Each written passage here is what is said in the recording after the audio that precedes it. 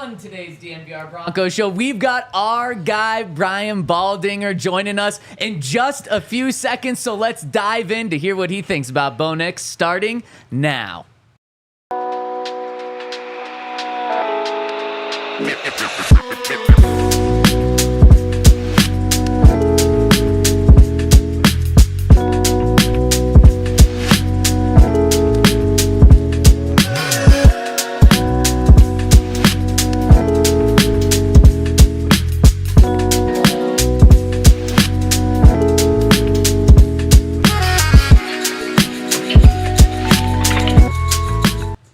Welcome into the Bo Show on the DNVR Broncos Podcast, live from the Toyota Lounge inside the DNVR Bar. Of course, the Toyota Lounge is brought to you by your local Front Range Toyota stores. And we've got a very special guest joining us off the top of the show. Let's hop out and bring in our guy, Brian Baldinger. Baldy, what is going on? We haven't talked to you for a minute. How you doing, my friend? Looks like maybe Baldy's trying to hear us right now, and we'll jump out to him when we get to him. Hank, how are you doing? I'm doing good. That guy in the chat saying "let's boo" as soon as we start our show. That seems kind of harsh. I think you need to change how you're viewing that. Let's bow. Oh, yeah. Oh, that makes way more sense. I thought we were getting booed already. Oh man, how will the fans do that in games? Because they don't want to boo Bo. I don't think they are doing that. You don't think that's a good one? Okay, No. I think we can hop out and talk to our guy, Baldy, right now. Maybe. Baldy, what's going on? Nope. Okay, we're still waiting to hear from him. I know what's going on. He's trying to get the sound. Yeah, that's probably it right there. Man, I can't wait to hear from Baldy. And after talking with him behind the scenes a little bit, he's a big fan of the Bo Show and what's going on. And I don't really know how you can't be right now, Henry. Yeah. You framed that as if I am not. No. I did not mean that. No, it seems like everybody's in on Bo. You know, last week you go through all the NFL podcasts and there's some hesitance. Some people say like, oh, it was great. Others say no. At this point, pretty much everybody's saying he's awesome. Yep, 100%. Should we try this, Alyssa, really quick? He tried to call it his phone and then it just hung up. Let's see. Okay, let's see. Let's bring him in. Our guy, Brian Baldinger. Baldy, we got you? Yeah, you got me now. I don't know, the volume wasn't working on my desktop, so we'll do it on the phone here. Everything's working good here, Zach. Baldy, awesome. great to hear you, and it's great to talk to you. You were, out and about all over the country during camp. We were obviously busy, so we're really glad to have you back now. Well, it's good to be back with you guys. We've started now, and so now it's the build-up to the season. So it'd be great to talk Broncos every week with you guys, for sure. I can't wait. And Baldy, as you know, it's the Bo Show now. And what have your initial impressions been of Bo over these two preseason games? Has he impressed you more than you were expecting? Yeah, he's impressed me. The thing is that Sean Payton is one of the great play designers and play callers in this league that we've seen. And, he did a great job of game planning the other night against Green Bay. I know Green Bay didn't play any of their starters. I get all that. But he was still, in both games, he's been very efficient. The team has responded. He's moved the team. They've scored on 6 of his 7 drives. He's taking care of the football. I'm sure a lot of teams aren't game playing the way Sean Payton was, but he wanted his quarterback to have success. And he was able to be able to do that. They balanced it up. They ran it just about as much as they've thrown it in these 2 games. And so they've worked on both. But I think Bo has been he's been really good. And like every quarterback should struggle and every quarterback should go through some dips because that's all part of the training and the learning. But I think Sean's done a good job of giving him a chance for success and really creating openings for his receivers. So I thought in that first game, Bo was able to kind of find his way to good results on every play. It wasn't always pretty. Maybe he left the pocket a little bit early, maybe threw off his back foot a couple times. But in the second game, his footwork was much improved. He seemed like he wasn't as jittery as he was in the first game. To me, he's kind of checked all of the boxes I wanted to see. And for me personally, the only thing left is seeing what happens when he plays a more complex defense. Is that where you're at this point? Yeah, I mean, let's look. He's played a lot of snaps, in these two games, and I think he does check a lot of the boxes. It's all going to get ramped up here. The speed's going to increase. The starter's going to be out there, but he's seen the ability. He shows the ability to escape pressure when it's there. It's I don't know, 1st and 20 the other day. He runs for 10. He's untouched. He just takes what the defense gives him, puts him in a much better situation. But like just the little things like, okay, he went past the line of scrimmage to throw the ball to Javonte for the touchdown. All right. Like he'll learn from that. I think we all saw it right away that he was past the line of scrimmage. But he'll those kind of things, he'll get cleaned up. But I do agree that he was far more comfortable in the second game than the first, which is what you want to see. He looked like he was in command. And, when he had to make tough throws over the middle to Tim Patrick on third down, he made the throws and he made the right reads. And so he goes through his progressions pretty well. He knows where to go with the ball. And like we saw in college, like he's very accurate with the ball. And that's something that, you either you have it or you don't have it. And Baldy, I know it's very early right now, but what are we missing with Bo? Because it just seems too good to be true that he was the 6th quarterback drafted, that he fell to Sean Payton, that he really seems to be like a great fit for Sean Payton. He gets the ball out quick. And like you said, he has that added mobility, which I think kind of went under the radar for a long time. He's no Lamar Jackson or anything like that, but he certainly has good enough mobility to make plays. It just feels like, what are we missing right now? What's going to pop up for Bo besides just typical rookie things? Or did the Broncos just really luck out with this guy falling to him? Sometimes it's the luck. I mean, you go back to 2005, and Aaron Rodgers is the last quarterback taken. Alex Smith is the first, and in between, he was the best quarterback in that class. It happens all the time. Zach Wilson was the second pick in the draft. It's not even a competition with Zach Wilson. So, look, I think playing 61 games matters. I think playing in two programs matters. I think all those things, matter to the development of a quarterback. And then, the big thing is, can you be in sync with your offensive play caller, with your head coach? And I think he clearly is to this point. I don't know that we're missing anything. I think we saw a lot of this stuff at Auburn. We saw a lot of it at Oregon. But the good thing is he's getting all these guys involved. He's getting Trotman involved and Tim Patrick involved, and Sutton is involved, and he is extending plays when he needs to, but he's also staying in the pocket when he needs to. So I think the mobility is a factor. Let's face it, Sean Payton, in a long time as a head coach, he's been on the end of drafting 4 quarterbacks. None of them have been any good.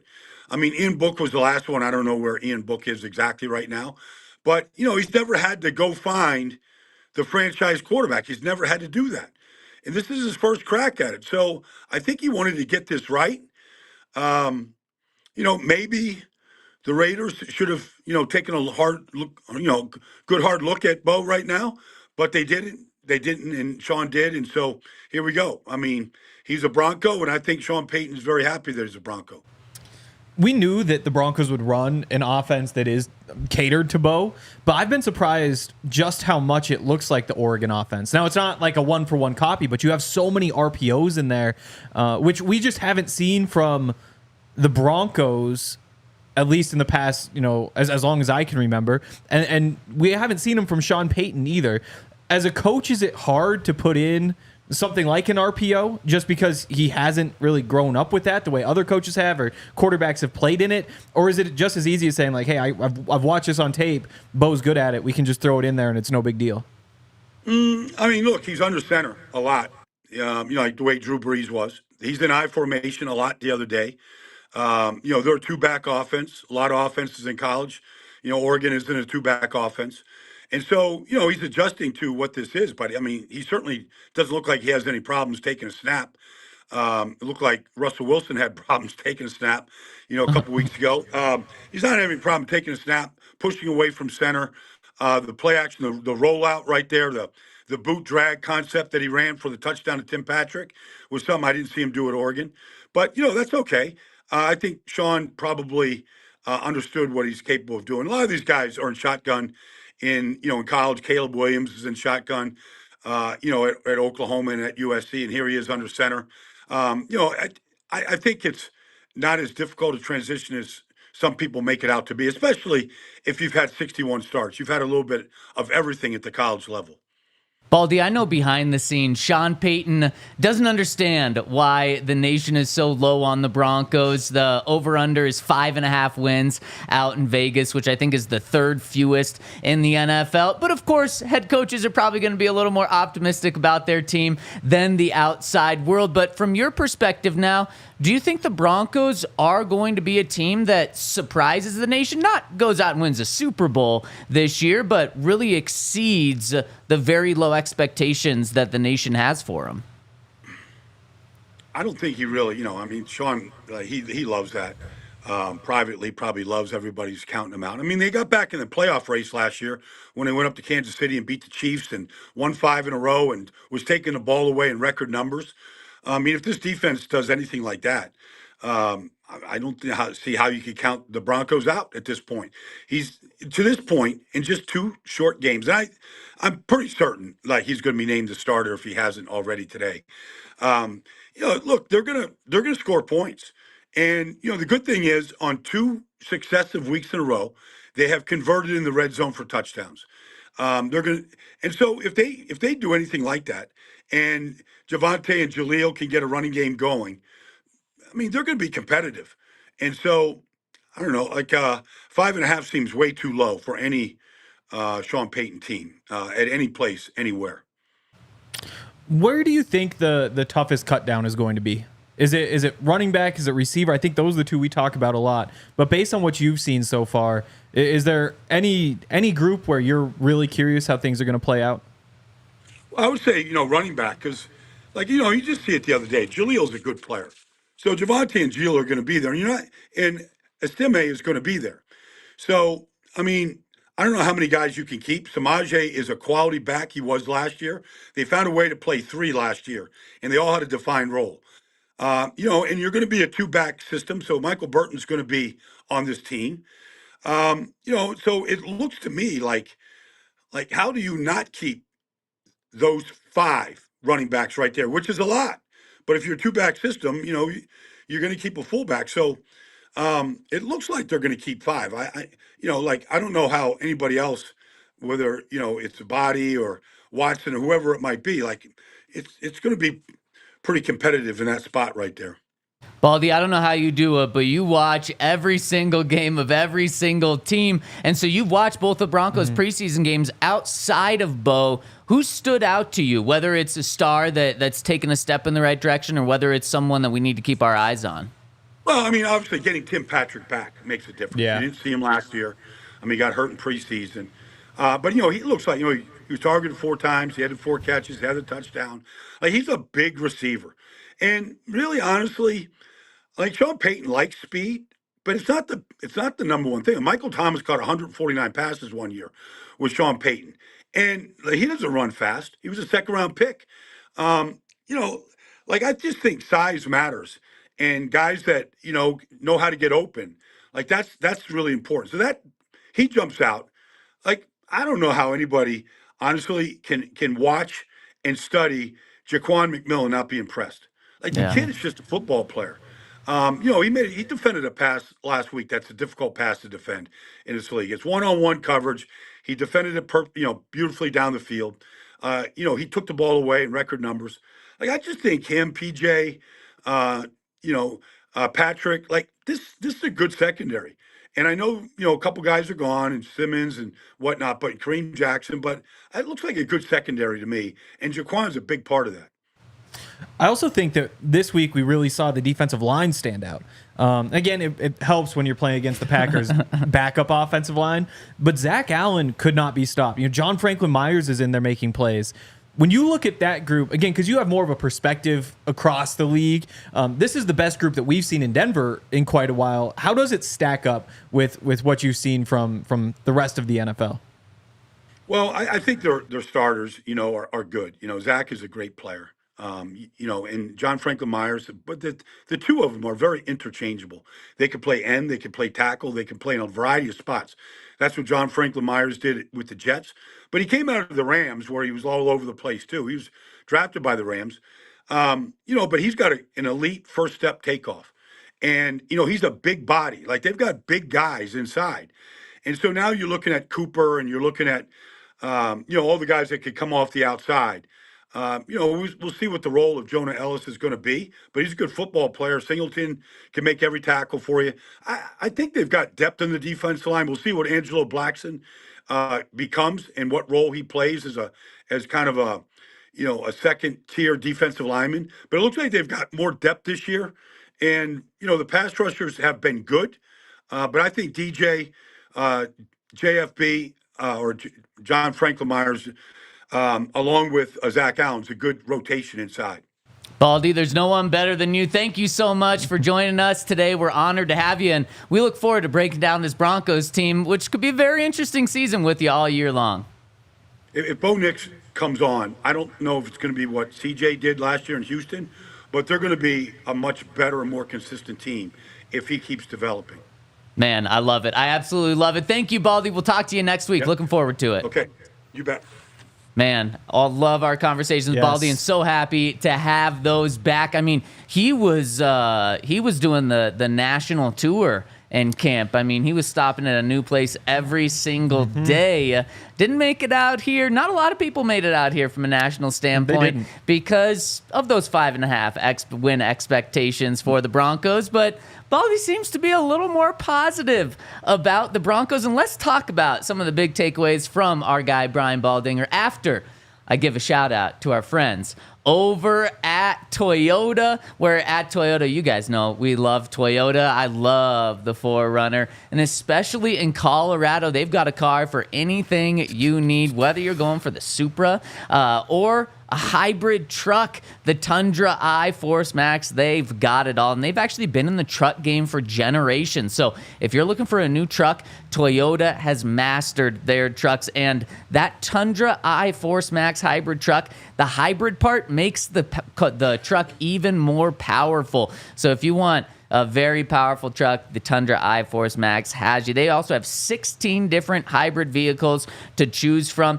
And of course, they have the all-electric car as well. So, I mean, they literally have it all over at Toyota. And they just brought back the 2024 Land Cruiser this past spring. Like I said, they've got the Tacoma and, of course, the RAV4 Grand Highlander. Everything over at Toyota. 17 different models with available all-wheel drive or four-wheel drive, like the 4Runner that I'm a big fan of. So if you need a new car, head to your local Front Range Toyota store at a location near you. AutoNation Toyota, Arapahoe and Centennial, Corwin Toyota in Boulder, Groove Toyota in Littleton, Mountain States Toyota in Denver, Stevenson Toyota East in Aurora, and Stevenson Toyota West in Lakewood. Toyota, the official automotive partner of the NFL and the official vehicle of DNVR. And head over to Indeed. If you're trying to hire somebody, Indeed's the place to go. They've got 350 million global monthly visitors. That's according to their data. They also have a matching engine that helps you find quality candidates fast. So you can stop doing all the busy work. You can use Indeed for the scheduling and the screening and the messaging. It helps you connect with candidates faster. And it isn't just about speed. 93% of employers agree Indeed delivers the highest quality matches compared to other job sites, according to a recent Indeed study. They have over 140 million qualifications and preferences that they use every day. It's what powers Indeed's matching engine, so it's constantly learning from your preferences. The more you use Indeed, the better it gets. There are 3.5 million businesses worldwide that use Indeed to hire great talent fast, and listeners of this show will get a $75 sponsored job credit to get your jobs more visibility at Indeed.com/AllCity. Just go to Indeed.com/AllCity right now and support our show by saying you heard about Indeed on this podcast. Indeed.com/AllCity. Terms and conditions apply. Need to hire? You need Indeed. Henry, you won't be able to see this, but when you look down at your computer on your lap and it's just the individual shot of you, Yeah. it looks like you're sleeping. So it looked like you kinda were does, sleeping that entire ad read. Yet your mouth is moving and you're just giving a great shout out to our friends over at Indeed. Henry, I was not meaning to imply that you hated Bo earlier. I can promise you that. No. But the chat kind of took it like that. That's not what I was saying. Stop hating on Hank in the Toyota chat. But after that, the Toyota chat has actually been popping off. Edward Wright says Broncos 12 wins. I truly believe. Rod Blocker says ESPN still hating on the Broncos. The only people showing love from ESPN is Dan Orlovsky and Adam Schefter. For real, for real. That's what FR means. For real. Keeping you hip there, Hank. Did you see that the ESPN Power Rankings came out today? No. Yep. So they have their big panel. Okay. 80 writers. The editors, TV personalities. Basically, everybody at ESPN ranked every NFL team from 1 to 32. Where do you think the Broncos are? Well, after our friend in the Toyota chat says ESPN's hating on them, I'll say third worst team. 31st. 31st. Better than the Panthers. Worse than the Patriots? Worse than the Patriots. How can you look at the quarterback situation over these first 2 preseason games and think that? Well, I think that they're probably putting some weight into Joe Milton. Because remember, Joe Milton's That's good. your guy, Drake man. May, undraftable. I don't know. Isn't Drake May getting a little bit of love after this past week? It's one of those where, he made a couple throws, but it's after, sitting in the pocket, sitting in the pocket, sitting in the pocket. Like, when you go from Bo Nix just, getting the ball and throwing it and getting thrown it. Like, Drake May spending half an afternoon sitting there before he decides to throw the ball. It's... he's just not ready. No. Definitely not ready. And I think it was Chris Collinsworth that said, when talking about Bo Nix earlier this week, what? You perked up when I said Chris Collinsworth. I'm curious because Chris Collinsworth loves everybody. He says really positive things about everybody. So if he said anything negative about Bo Nix, I'm going to be pretty scared. Well, no, he was positive. He stayed on the positive train. And the thing that stood out to him about Bo, he was talking about this week. I don't remember on what platform, probably PFF since he owns that. Probably. But he was actually, no, I think he was talking to Colin Cowherd. He said he thought Bo Nix was going to be the 4th quarterback drafted in this draft because of how quick he gets rid of the ball. Obviously, he was a 6th quarterback drafted, so he thinks the NFL was sleeping on Bo Nix, and he said that is what has impressed him and stood out so much in why he fits an NFL system, specifically Sean Payton's system so well, is he's not going to take negative plays. And Henry, we have not seen Bo Nix have one negative play. Yeah. The worst play he's had is an incompletion. Yep. And obviously, every quarterback has incompletions. The fact that you don't get sacked, the fact that you don't scramble for a loss, the fact that you don't make a bad read on the RPOs that he's run and get taken down 3 yards behind the line of scrimmage in 3 quarters of football is really impressive. And what's the one thing Sean Payton pointed to this spring when asked how the Broncos score more points? He said, we need to take fewer sacks. Yep. He could have said, we need to throw more touchdowns, we need more yards, we need more. I mean, he could have gone any direction. He said, we need to take fewer sacks. And of course, he put a lot of those sacks on Russell Wilson. And he kept just hammering that point home. A couple weeks ago, he said sacks are more on the quarterback than the offensive line. Well, he got a guy that didn't get sacked in college and now is proving that he doesn't get sacked in the NFL by getting the ball out so quick. So Chris Collinsworth, he's a fan of everyone, but he's a fan of Bo Nix too, Henry. Yeah, he has him number 4, which is crazy for the 12th pick that's a compliment. Yeah. Typically, you'd be like, oh, no, they really overdrafted him. But no, that is a compliment. Also, the illegal forward pass cost 5 yards. Oh, okay. But it was also sick. Wow, you are a hater, Henry. I'm just saying, the Toyota chat was right all along. There is the one negative play, but that's out of 35 opportunities to do something dumb. No, you're right. No, that's it's the quick passing that's really stood out, and I think we saw it with Tim Patrick over and over.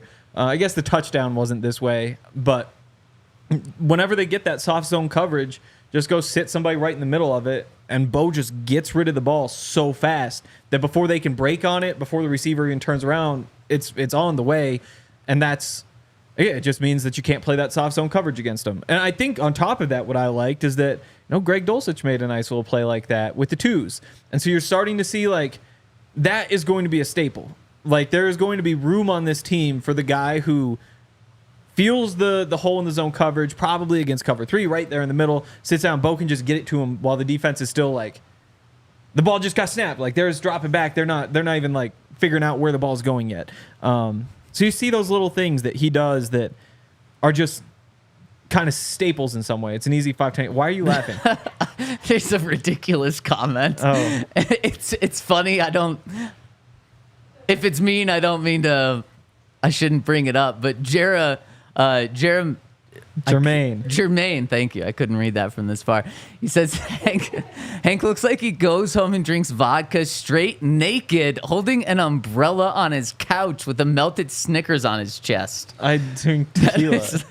Tequila. Yeah, that's the only. That's the only That tweet. guy's way Yeah. off, Wow, Jermaine. I know. You should have known he's a tequila guy Yes. there. But also, I mean, the Toyota chat also had some good comments. Can we scroll up just a tiny bit because there was a football one that I wanted to get to. Oh, Austin says Chris Sims called Bo Baby Breeze, Which is interesting because I don't know that what I'm seeing is super breezy. There's definitely some things that are similar. If it's not breezy, is it just like straight wind or straight hot?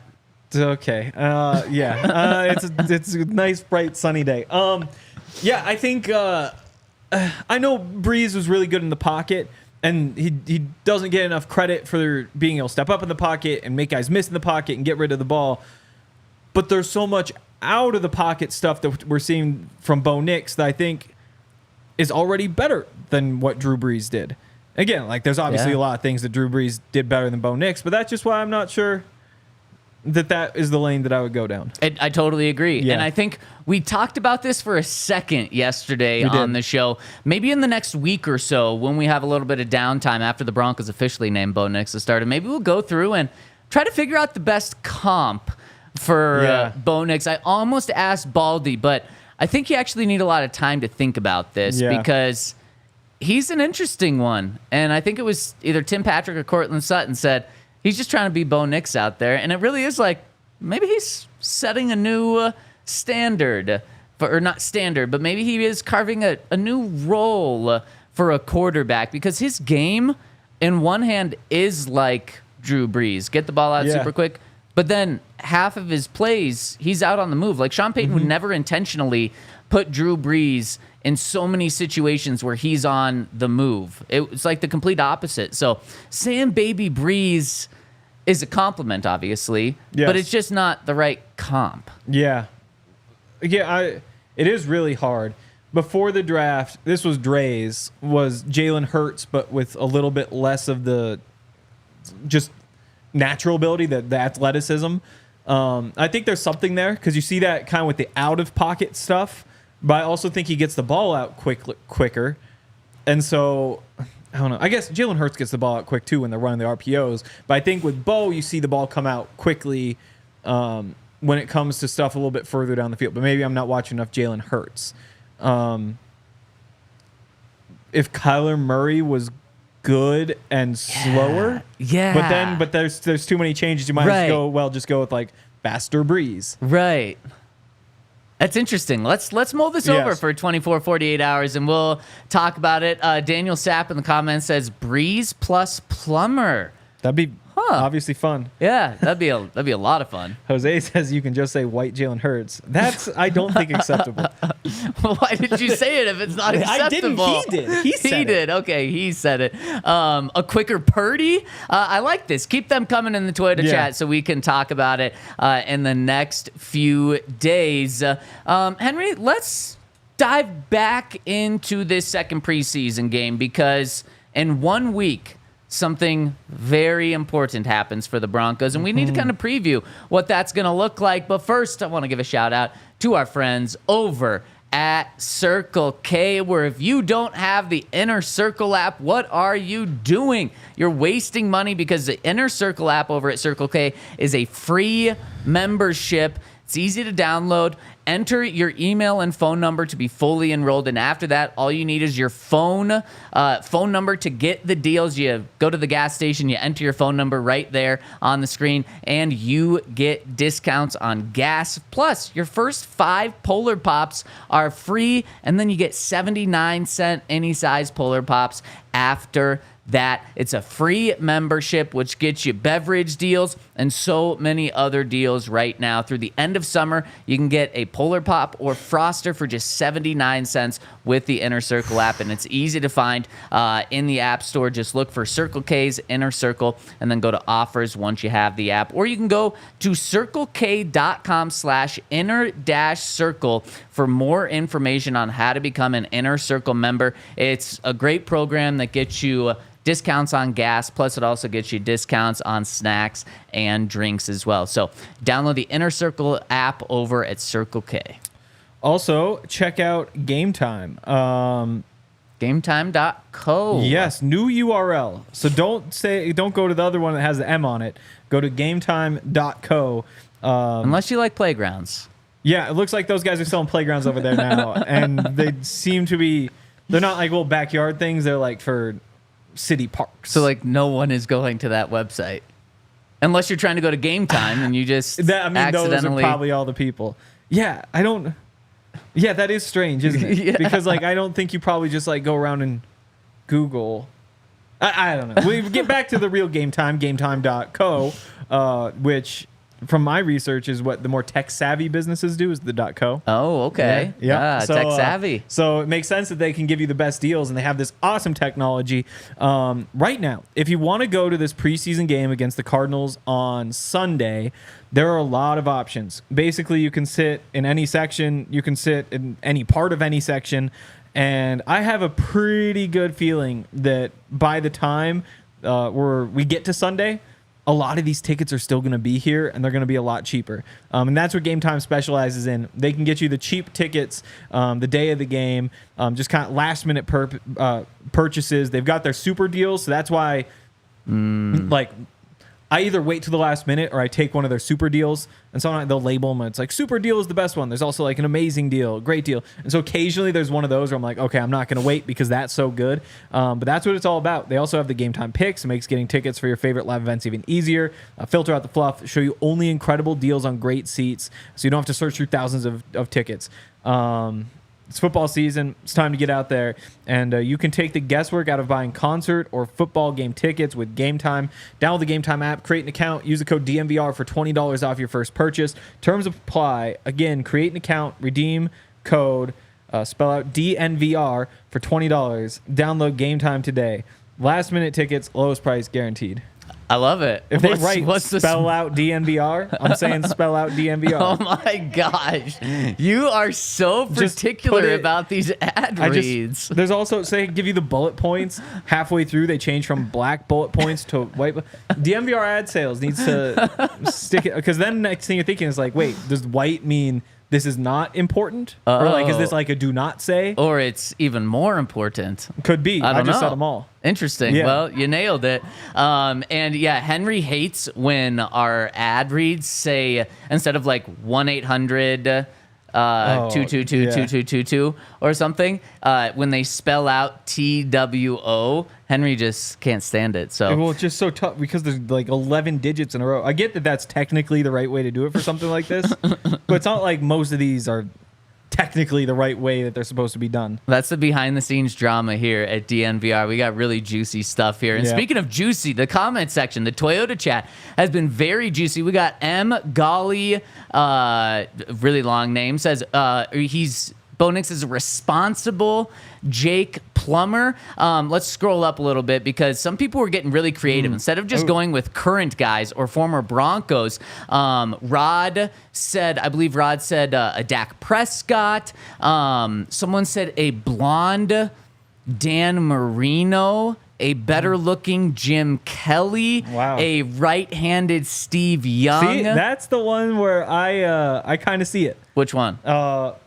I'm right-handed Steve Young. Again, like that's super lofty. Like we still haven't seen him throw against a disguised coverage. Like there's definitely some steps that need to be taken before you say this is what's going to happen. Yeah. But if things work out, I think that might be the closest we've gotten. Of course, it comes from somebody from Missoula. Oh, of course, yep. A shorter, less reckless Josh Allen. And skinnier. And skinny. You might be putting too There's many there's a changes whole on list. I that. don't Ben like says Jake the Snake. This is incredible. We're definitely going to have to spend a whole show on this because the Toyota chat is popping off with these. Keep them flowing in. And, oh, wait, scroll up. It's, yes, it was this one from Jose who says a blonder Dan Marino, more honest Brett Favre, a better looking Jim Kelly. You guys are hilarious in the Toyota chat right now. I guess 10 a.m. is the time for the Toyota chat to be popping off. And that's our new time, at least for this week. We've got to adjust to the Broncos schedule. So as we kind of get into the regular season, we'll have a more consistent schedule. But probably our new time is going to be about 10 or 11 a.m., but for the rest of this week, 10 a.m. A lot of people in the Toyota chat saying, when are they finally going to stop the games and just name Bo Nix the starter? You'll like our show yesterday. Go listen to that show where we really dive in, but stay tuned for tomorrow's show. I think tomorrow at 10 a.m. might be a very fun show for people. Luke in the Toyota chat is saying a mobile Jared Goff. I like this. We have McCoy Burke saying he's Iceman from Top Gun, which shout out to our Iceman. And bless you, Alyssa. Tim with the Ivan Drago. Again, we're getting very into the optics here and further from the football, but it's kind of fun still. Donovan McNabb has been thrown out there a lot. Far from the optics, but maybe probably better than Ivan Drago football-wise. I like this a lot. Keep them coming in. It is fun. And Henry, you have been just grinding the tape from the second preseason game. And the damn NFL just really wants to wait to get those all 22 out. No, it's out now. I was up till midnight, and I've still got more left to do. So I don't have all the details from like the end of the game yet. Those guys are all probably getting cut anyway, though. So yeah, that's tough. Yeah, that's just the truth, though. And really quick, a shout out to everyone watching on Twitter/X. Jump over to YouTube; it's a better streaming. You can also jump in the comment section a lot easier, and it helps us out. And once you're over there, hit us with a thumbs up. A lot of thumbs ups have been rolling in the past like 15 minutes. I guess you guys have liked all these comparisons. Hit us with a thumbs up. It really and bots. Well, shout out to bots. If you guys we bought bots. Yeah, we did. Oh wow. Okay, yeah, Henry's spending his entire salary on bots. I like that. Are they expensive? I don't know. Are they? I don't know. Maybe you're the one buying them. So hit us with the thumbs up. We really appreciate it. And 1 week from now, Henry, 1 week and let's see. 1 week and 3 hours and 23 minutes from right now, the Broncos are going to cut down their roster from 90 players to 53. But last week, Sean Payton told us that they were kind of already down to 60, 61 players. So that means there's, 29 guys on the roster that in Sean Payton's head they've already cut? Going to kind of fighting for the practice squad. Okay, I like that. Fighting for the practice squad. But let's see who's trending up, trending down with a week left until cut day. Who's trending up, trending down? It doesn't have to be guys that are on the roster bubble. It can be guys that already have a starting spot and have been looking good, or guys that maybe had a starting spot and now are trending in the wrong direction. Yeah. Might as well start at the top with like Tim Patrick. He's trending up. Yep. He looks really good. He might. Cortland Sutton's their best receiver, and I don't think anybody's all that close. But Tim Patrick, I think, is their second best receiver. And we're still kind of waiting for somebody to prove that they are close to him. Agreed. Yeah, I mean, right now, I think it's Tim is clearly the second best receiver, second most reliable. Mm-hmm. Maybe he's the most reliable receiver. And Henry, I wouldn't be shocked if Tim Patrick leads the Broncos team in a receiving category this year, whether it's touchdowns, whether it's catches, whether it's yards. My guess would probably be catches if I had to throw a number out there right now that he leads the team in, because it's clear he was 4 for 4 for 30 yards. He's probably not going to be the big catch guy. That's going to be Cortland Sutton. Cortland Sutton's probably going to lead the team in receiving touchdowns, probably going to lead the team in receiving yards. But in terms of catches, I think Tim Patrick might be that guy because he is clearly that safety net. He's clearly that third down guy. And he's clearly that guy for Bo Nix so far. Yep, definitely. you wonder a little bit about the hits he's going to be taking. Because, like, you see it on a lot of these catches that he had this week where they're all just, like, zone coverage, just dropping. He sits down right in front. It's, like, 8 yards right there. And he just hugs the ball, and he's like, oh, here it comes. Yep. And luckily he's playing the second-string defense, so nobody was really popping him. But, again, that's what Tim's best at. I just call him Tom. Tim is, yeah. You were thinking of Tim and Todd. And you were combining them. Yeah. You got Todd on your mind. Doing. I always do. Tim, again, he's proven he can take those hits. But what's something that I was just thinking about is like that's going to hurt once a game. He's tough. Here's one thing that I meant to give Bo credit for yesterday. He gets the ball out so quick that when his receivers catch it, specifically these 5 to 10 yard passes, typically, especially if it's zone, he gets the ball out so quick that once the receiver catches it, the defense hasn't fully collapsed on that receiver. So he gives time for the receiver to make a play, to turn around and make a cut. Or maybe in this case, maybe it's smart for Tim to just fall on the ground occasionally a couple of times and just avoid those hits. But that is something that Bo, it's really not thought of a lot from an outside perspective, but he's not throwing hospital balls out to his receivers very often. And we've seen quite a few hospital balls from other quarterbacks in training camp that I don't think Bo is going to throw a lot of. And as Angel T says, he's Himothy Patrick because he's him. He is. I'm going to stick with receivers. I like it. It's got to be trending down, right? No, Cortland Sutton trending up. Oh, I Again, like that big dig. But the better play to me was Bo Nix's scramble, or it's like the first and 20 after the penalty. Cortland Sutton is on the edge right there with the DB and just buries him into the ground. It's pretty awesome. Yeah. And again, we know that Cortland can be a good blocker. I think that that's kind of come and gone at different points, but you like to see that in a preseason game. You do. And I think with all these big receivers, that should be a strength.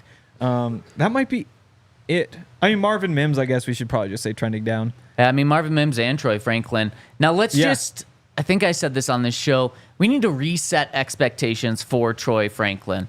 I think a lot of people in Broncos country think, oh, there were some rumors that some teams had a second-round grade on Marvin Mims. So, man, Broncos got a steal in the draft, and all of that might be true, but let's put the fair, realistic expectations on him. He's a fourth-round rookie that is looking like a fourth-round rookie right now, and that's okay.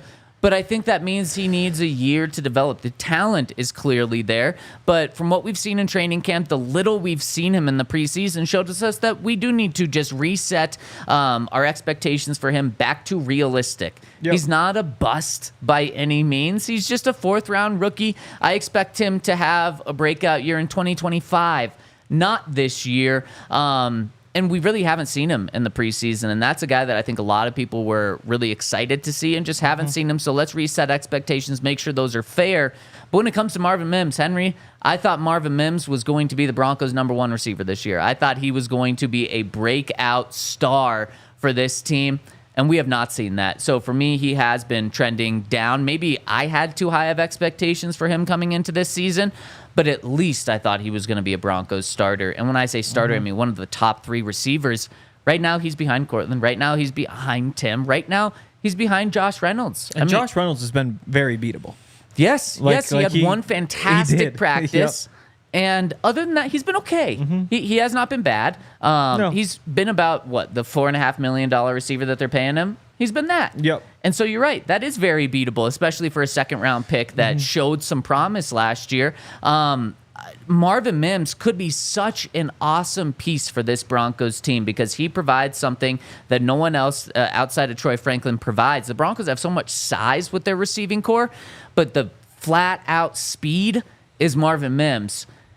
And that could be such a weapon for them, and we just have not seen it, not just in the games, but we haven't seen it in training camp, and we've been there every single day in camp. So I hope something clicks. It seems like Marvin's been pretty frustrated throughout camp with the body language that we've seen, so hopefully something clicks there because he just provides something that these other guys don't. But right now, he's wide receiver 4, if even that. Like, he's making this team, but he's not a starter right now. The other thing with Troy Franklin is that, definitely need to reset expectations. But even a 4th-round receiver, you'd like to Like at this point, he's probably not even dressing for games.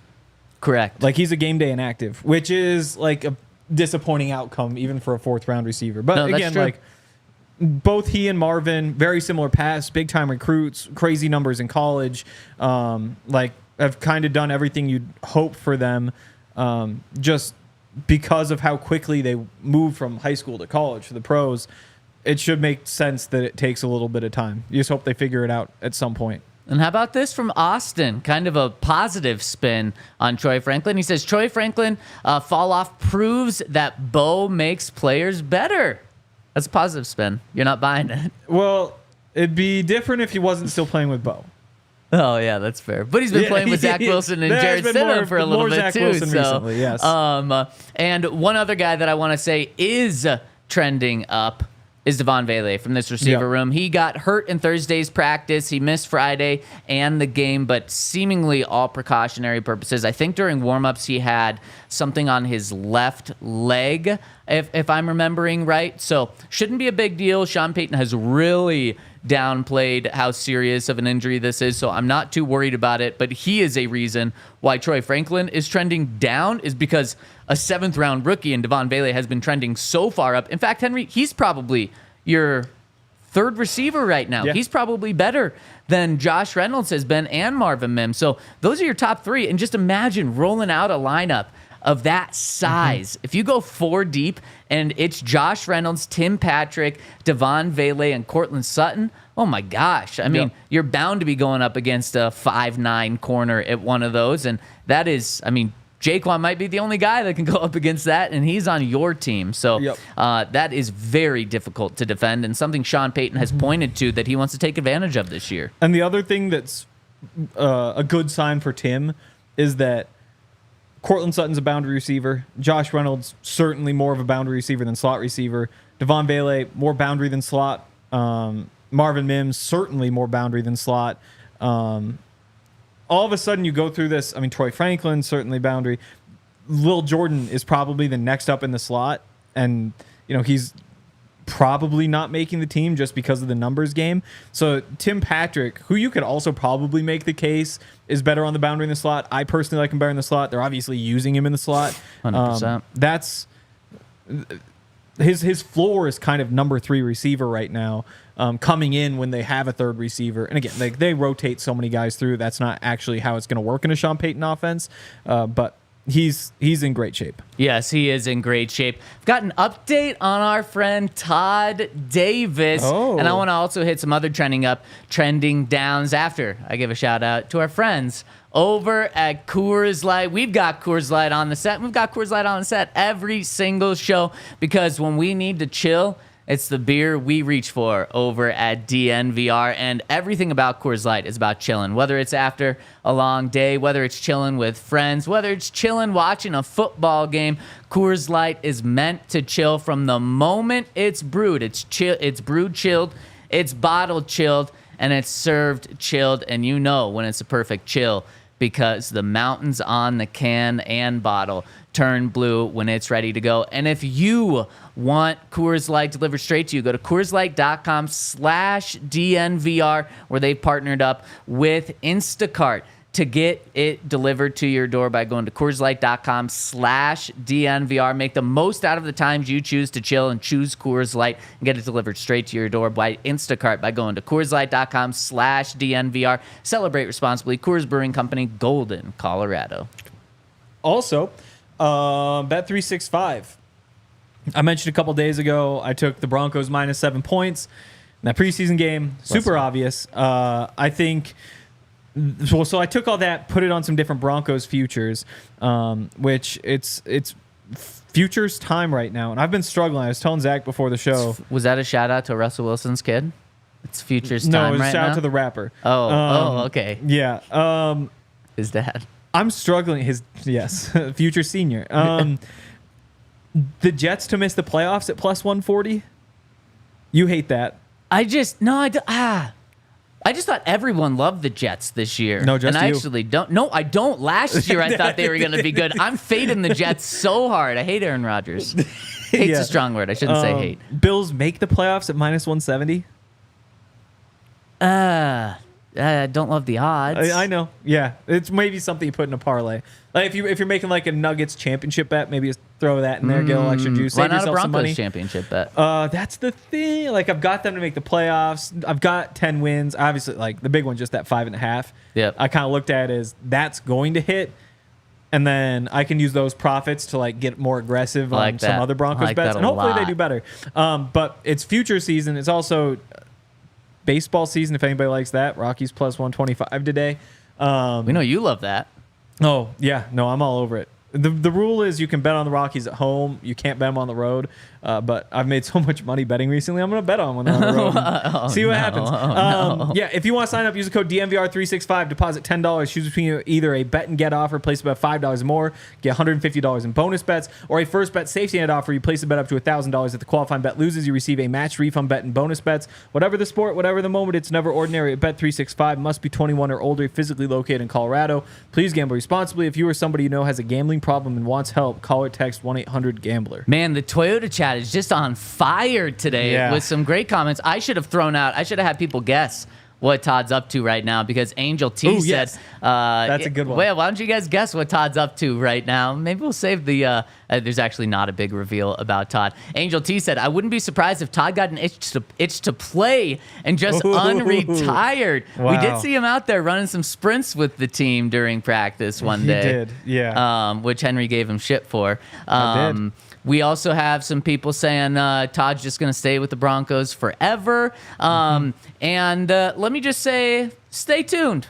I think everyone misses Todd. I don't think they're going to miss him for too much longer. Let me just say that. Some good news about Todd. News I haven't been told, Fairly by the way. soon. I don't know if I've even been told. All the people that are saying they miss Todd, I think you're not going to miss him for too much longer. So, well, I hope you're right. Stay tuned for that. Yeah, I hope so too. Why? You're sick of me? No, I just also like Todd. we love Todd. And for the people that have not heard, Todd has been doing a coaching internship with the Broncos during training camp. It's really cool that he got this opportunity, and he's been absolutely crushing it. So Henry and I have seen him out there. He's at every single practice. He's rocking all the Broncos gear. Yep. The only difference between the Todd that we know and Broncos Todd is he gets to go into the building when we're locked out of it. And get free food in there. Yeah, and get free food and beverages and gear. He's been rocking all the Broncos stuff. So, okay, Henry, let's dive into a little more trending up, trending down 1 week before cut day. I hope Todd tackles Hank on his first show back. Thanks, guys. There we go. That's this turns into. So we only got through receivers. Oh, we still got a little time, though, so there's no We also have some super chats, too. Okay, so we don't have a lot of time. Running backs, I've just been super disappointed in. It's been such a... I think Javonte was better this week. I think we saw some good things from Javonte. Jaleel, again, I think with Jaleel, maybe I had forgotten what the Jaleel experience is, which is... Fair. Sometimes he doesn't really go where he should go or where it would be best for him to go or, where the fullback goes, which would be the guy I would follow if I was a running back. But he's still just so fast that it doesn't really matter. And so, again, like last week, I think it was more bump and runs outside that you probably didn't need to be bumping outside. But because it's Jaleel, that's just what he's going to do. Again, I mentioned it. There's the one in particular. It's like you just change the angle on all your blockers instead of just following them through the lane. Yeah. And I get there's more traffic that way. It's more of like a patient run. And you see space, and it's just like, I got to hit this space super hard. And he still winds up with like 5 yards or whatever. You're like, the play was over here. So, again, like it's not like he's having a bad preseason. 5.7 yards per carry this week. You love to see that. Like, he had the big catch the week before. I'm not out on Jaleel McLaughlin, but I do think that I don't believe that he's maximizing what he could do at this given moment. And that's actually really encouraging, but also fair because if you were just a box score watcher, you'd say Jaleel's crushing it with the 5.7 yards per carry. But imagine what he could do and what Sean Payton is setting him up to do. He could be way better than the 5.7 yards. So that's probably exactly what the coaches are looking at and telling him, Henry. I think it's a really good point. And then you go to Audric Estime, who obviously, I mean, there are highs and lows. Yep. The lows are more concerned. The highs are all things you expect. Like, it's 4th and 1, you give him the ball, he goes get you 2 yards, boom. Like, that was kind of assumed, though. I wanted to see a little bit more juice, making guys miss. I still don't know that we've seen him break a tackle. we've seen him fall forward a lot. Yeah. We haven't seen him actually break a tackle and create more yards because of it. And for him to be, a number one running back, a guy that can be a starting running back, he has to add that at some point. And again, it's only a couple games. It's no big deal. Where I really got concerned, though, I think people are seeing him as a potential Samaje replacement in terms of the pass protection. And he had that great pass pickup. Yep. There's also that 3rd and 1, the first 3rd and 1 for the second team offense. So remember that it winds up going to 4th and 1, and then there's the false start when they try to go for it and they wind up punting. Well, that 3rd and 1, it's a little wheel route out of the backfield for Audric Estime. And so it's man coverage. There's a receiver out there, cornerback on the receiver, and the linebacker's trying to run with him. Audric just goes full speed trying to get upfield, and it looks like the ball's behind him. But the reason it looks like the ball's behind him is because he's 3 yards past the sticks, wide open, and Jarrett Stidham's like, take this ball, we've got the first down. But to him, and I think that those are the things that Samaje Perine does really well. Like, that's an easy, automatic first down for Samaje. But as a rookie running back who wasn't asked to do that sort of thing very much, there's still steps. So while there's things to be encouraged about, the pass protection's been encouraging. For him to take the Samaje role, he needs to develop a little bit as a receiver, which we probably should have seen. And again, like we saw, the difference between extending a drive on a 3rd and 1 and punting, that is just so massive in the NFL. And that's why Samaje, I think, is potentially trending up, and it has nothing to do with what he has actually done himself. Wow. Like, maybe he's trending down, but just like nobody's come and taken that job. He's trending so far down that he's actually trending up? Is that what you're saying? He's trending so slightly down that none of these young running backs who I think are also, I think in my mind, Audric might just be trending down because I had such high hopes for him. Because I thought that he could do these Samaje things, that he could, like, I thought he could be like the next Steven Jackson. Again, he still might be. It's 2 preseason games, but it does look like maybe he's just not quite there yet. And Blake Watson just hasn't done anything to really get you going. A big play in that first game, but just not enough. Yeah, no, that's very fair. And as we heard our guy Baldy say, he wouldn't be surprised if the Broncos keep 5 running backs. To your point about no one's been able to fully replace Samaje yet. And we know Samaje doesn't show up in practice or anything until it's the 2-minute drill. And then he's the one that's out there. And what's most important in football? Exactly. It's so important at the end of the first half, end of the game, nearly every single game. And we saw it just time and time again last week. All right, we got some super chats to hit. But want to give a shout out to the Twitter chat. Again, you guys have been popping off. And a shout out to our friend Jonathan, who says, I love this podcast and love Zach and Henry and can't wait for Todd to be back. Let's go. And Jonathan also said that Bo Nix is the Broncos' future, and he has Tom Brady's poise. Oh, I love that. I love that. That's some. That's a very good compliment there. Didn't in the first game, but hey, most recent evidence is yes. I have 48-hour memory, Henry. That's all I can remember. Hopefully, it expands to 72 hours tomorrow. There we go. Let's hope so. Yeah. Coach Chris says, getting close to cuts. I heard that Tim Patrick could potentially be cut due to the new talent the Broncos have picked up recently. Any truth to that? Still concerned with our offensive line. Anyone out there we could pick up? So 2 questions out there from Coach Chris. Good questions, Chris. Tim Patrick's not getting cut. I think he really solidified that this week. I mean, he pretty much solidified it over the past 10 days. But to Chris's point, though, entering training camp, he was on the bubble. Yeah. And there was a chance that he was not making it. And all credit to Tim for making it now. And the thing is, for him, it was just what he did. Because, Lil Jordan Humphrey has done just about everything he can to prove himself. He's making a few catches a day at camp. Yeah. Taking him deeper down the middle of the field. Josh Reynolds is making the team regardless. Devon Bailey has obviously done everything he can to make the team. Mims, Franklin, guys are down, still making the team. Yep. It just didn't matter. Tim's Tim, so he's set because he's proven he's a starting NFL receiver in the past. And that's what you love to see. Offensive line, I think Bowles has been solid. I think McGlinchey's been really solid, especially this week. I think Powers in the games, solid. Miners, maybe a little bit not. I had hoped for a little bit more. That's fair. And run game still there. Pass protection still just a little to do. Luke Wattenberg, he's still developing. He's just a step late in a bunch of situations, and you hope for more. Forsythe has 3 holding penalties now, so it's not like there's any pressure, but I'm curious. Rod Blocker says, Hank told you Wolves would get the Nuggets. Wow, this is late. Good pickup on Russ. What you think of the move next time you in the soda hit a brother up, my guy? All right. Somebody cut up a bunch of Bruce Brown highlights and then just repeated, like, here's this play from Bruce Brown. Here's this one from Russell Westbrook. It's like a 20-minute video. He's Bruce Brown without the shot, but probably more explosive. I love it, Rod. And Jordan rounds us out here by saying Pirine and Stidham remain easy cuts. Humphrey, Sills, Johnson are also easy cuts that can make the practice squad. Great point, Jordan. And we'll end the show on that one. We also got Rob saying, we play Jewel and now Simmons this year. Scary. It's going to be fun. This podcast has been fun. Stay tuned tomorrow at 10 a.m. We're going to have another fun podcast. Thanks for rocking and rolling with us. We'll see you tomorrow. We all silly like the mayor.